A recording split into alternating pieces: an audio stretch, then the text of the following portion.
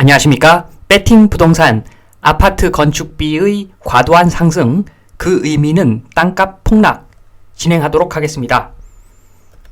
자, 제가 지금 아마 세상에 둘도 없는 미친놈으로 아마 보일 건데, 자, 제가 진짜로 아파트 건축비의 과도한 상승, 그 의미는 땅값 폭락이라는 것을 간단하게 제가 증명을 해 드리겠습니다.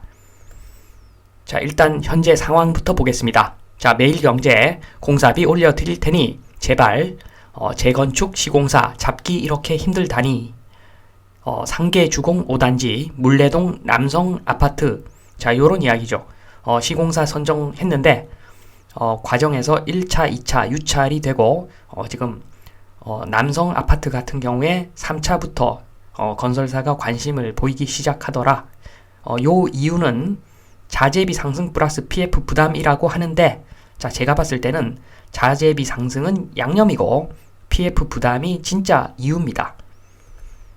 자, 남성 아파트만 보겠습니다. 자, 남성 아파트 신도림역에서 북쪽에 위치한 작은 단지인데 390세대 1983년 사용 승인 용적률 184%. 자, 요게 488가구 규모의 단지로 재탄생한다고 합니다. 자, 1차 입주할 때 공사비를 1051억, 2차 때 1261억, 자, 유찰되고 3차 때 1441억 하니까 입질이 있더라. 자, 요런 이야기인데, 자, 정리를 해보면, 자, 1차, 2차, 3차 가구 수는 488가구. 자, 그러니까 공사비를 1차, 2차, 3차 적어놓고 가구 수로 나누면, 자, 1차 때는 가구당 2억 2천만원 공사비, 2차 때는 2억 6천만원, 3차 때는 3억인데, 자, 요 과정을 한번 보면, 처음에, 가구당 2억 2천만원 공사비 제시했을 때는, 지금, 직원들 월급만 주세요. 자, 요런 개념이죠. 자, 그러니까, 건설사들, 아무도 관심이 없죠. 당연하죠. 자, 그런데, 2차 때는 이익을 좀 붙여가지고, 공사비 2억 6천 이익도 좀 가져가세요. 자, 그런데 오케이 했습니다. 일단 건설사에서 오케이. 자, 그런데 선수금은, 자, 그렇게 물어보니까, 자, 유셀프랍니다. 유셀프. 당연히 시공사가 먼저 선투입을 하고 나중에 분양하면서 그 돈으로 공사비를 충당하면서 완공까지 가야 된다. 자, 유셀프랍니다. 자, 그러니까 그러면 네가 해라 이렇게 되는 거죠. 거꾸로 건설사에서 유셀프라고 말하겠죠. 당신들이 그냥 알아서 지으세요. 그래서 2차도 유찰되고, 자, 그래서 3차 3억까지 온 거죠. 자, 그런데 제가 봤을 때는 여기도 좀 문제가 있습니다. 자, 3억이라고 했지만 건설사 입장에서는 만약에 미분양이 나버리면, 자, 엄청난 금융 비용을 떠안아야 되기 때문에 당연히 분양가를 좀 분양되는 가격으로 낮게 책정하려고 할 겁니다. 자, 그래서 건설사가 분양가 A1, 자, 이야기를 하면은 조합원들은 아직까지 욕심이 과하죠. 정신 못 차렸죠. 대부분 조합들은. 자, 그래서 분양가 A 곱하기 2배, 자, 요렇게 분양을 하려고 합니다. 자, 그러면은 서로 이야기가 안 되죠. 미분양 나면 어떡할 건데? 건설사에서 물어보면 당연히 시공사가 알아서 해야지. 또 이럴 것 아니겠습니까? 자, 조합원 돈이 없죠. 자, 그러니까 지금 3억 공사비 정해지더라도 앞으로 갈 일이 9만리 더 가야 됩니다. 자, 그래서 지금 PF 리스크가 엄청나게 커서, 자, 그래서 지금 주택 경기도 꺼져가고 PF 리스크 엄청나게 커지니까 시공사들이 소극적이죠. 자, 그게 주된 이유이긴 한데, 자, 요 기사의 댓글을 보니까 원자재 상승으로 모든 가격은 필연적으로 상승하고, 자, 그러면은 부동산 다시 상승한다. 자, 요러한 댓글에 좋아요가 194개가 달렸다는 것 자체가 저는 이해가 안 됩니다. 자, 제가 아직까지 미친놈으로 보이는 사람도 있으시겠지만, 자, 지금부터 차근차근 설명드리겠습니다. 자, 일단은 원자재 상승부터 보겠습니다. 자, 예전에도 요런 이야기 많았습니다.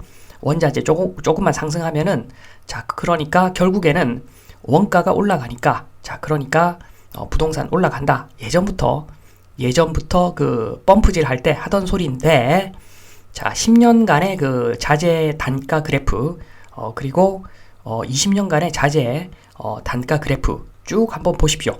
자, 그러면 결코 계속 올라가는 일이 없습니다. 자, 10년 전이나 지금이나 자, 원유도 비슷한 가격, 철광석도 비슷한 가격, 특히나 지금 철광석은 가파르게 가격이 내려가고 있습니다.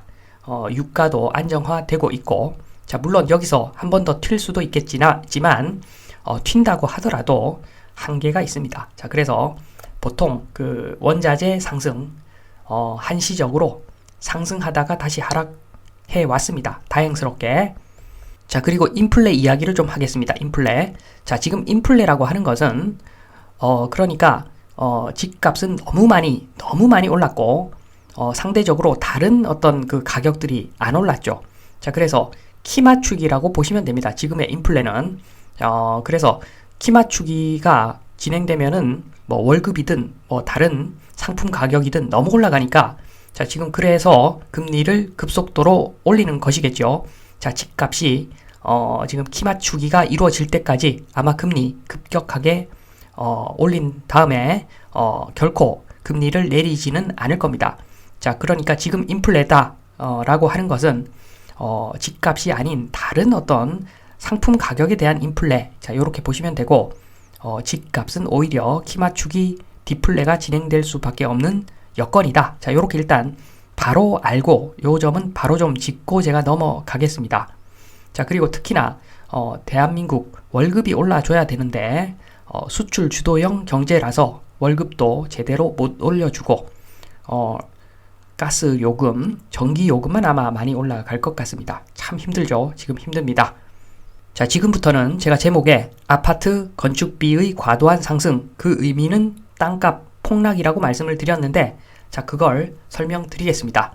자, 배경되는 지식부터 짚고 넘어가겠습니다. 자, 아파트라고 하는 것은 땅 위에다가 한 15평 되는 지분 땅에다가 벤츠, 승용차 주차해 놓은 형태다. 자, 그렇게 보시면 됩니다. 자, 땅은 영원하지만 자, 지분 땅 조그만한 땅이고 자, 그 위에 멋있는 그 벤츠 차량이 있는데 자, 좀 지나면 폐차해야 됩니다. 아파트가 요런 겁니다. 딱 요런 겁니다. 아파트가 땅은 평수가 너무 작고 거기다가 공유 지분 그런데 거기다가 건물을 아주 멋있게 지어놓고 비싸게 팔아먹습니다. 자, 그런데 이 건물이라고 하는 것은 한 30년 지나면 가치가 빵원이죠. 가치가 빵원이 되는 것이 건물입니다. 자, 요걸 일단 생각하고 보겠습니다. 자, 아파트 가격이라고 하는 것은 땅값 플러스 건물값입니다. 자, 땅값 플러스 건물값인데 요 아파트 가격 최근에 많이 내렸죠. 자, 최근에 고점 찍고 나서 엄청나게 내렸는데 자, 그 고점 그 가격이 찐 가격이라고 일단 인정을 가정을 하겠습니다. 인정이 아니라 가정을 하겠습니다. 자, 그래서 일단 장기간 동안 가격 변동 크게 없다고 가정을 하겠습니다. 자, 그러면 아파트 가격이 그대로인데 자, 그 상태에서 자재 가격, 인건비가 올라서 건물 값이 올라가더라. 자, 전체 아파트 가격은 그대로인데 건물 값이 커지더라. 자, 그 이야기는 땅값이 줄어들 수밖에 없는 거죠. 그렇게 되지 않으면 지금 말이 되지 않죠. 자, 건물 값이 올라가면은 땅값은 마이너스. 자, 그런데 준공하고 나서 이렇게 해서 준공하고 나서 30년이 지났다. 자, 그러면 땅값은 뭐 물가 상승률 정도로 뭐 조금은 올라가겠지만 건물값은 거의 영원에 수렴합니다. 감가상각 때문에.